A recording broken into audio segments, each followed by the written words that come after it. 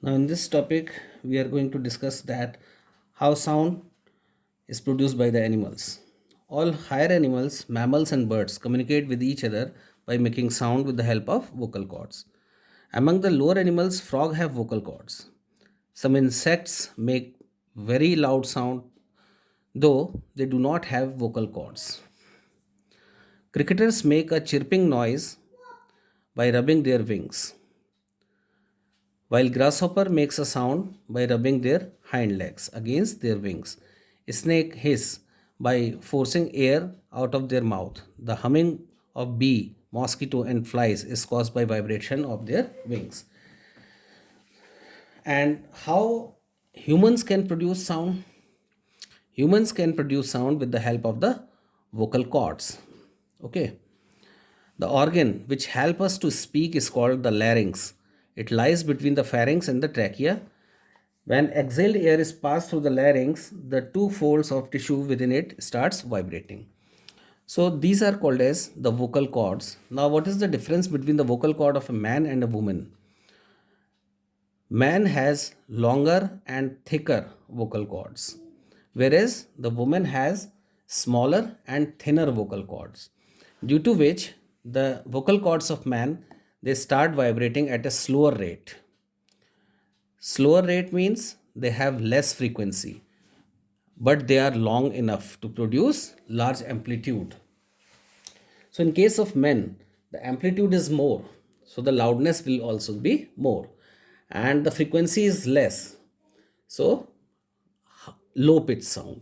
So man produce low pitch and high amplitude sound, whereas the females have shorter vocal cords and thinner vocal cords.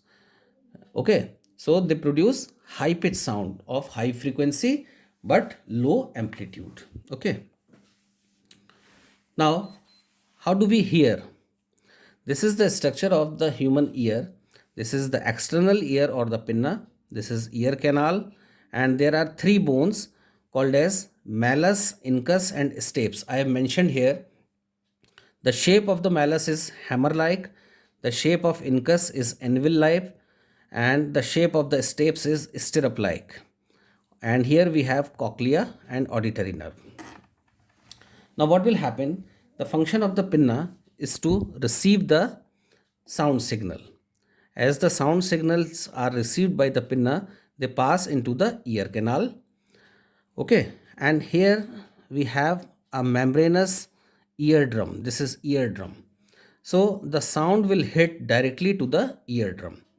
As the eardrum starts vibrating, okay, then the three bones, that is the malleus, the incus, and the stapes, they are also interconnected and are also connected with the eardrum. So as the eardrum starts vibrating, the three bones also starts vibrating, and in return they increases the amplitude of the sound so that the sound is more clear, audible.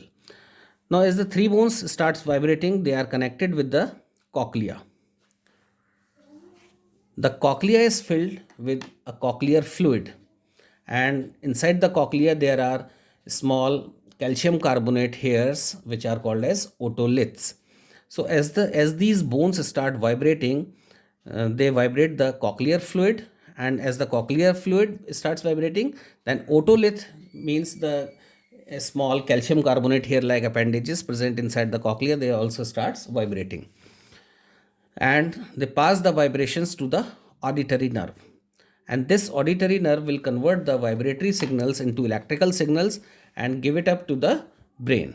Okay, so this is the way how we listen to other sound.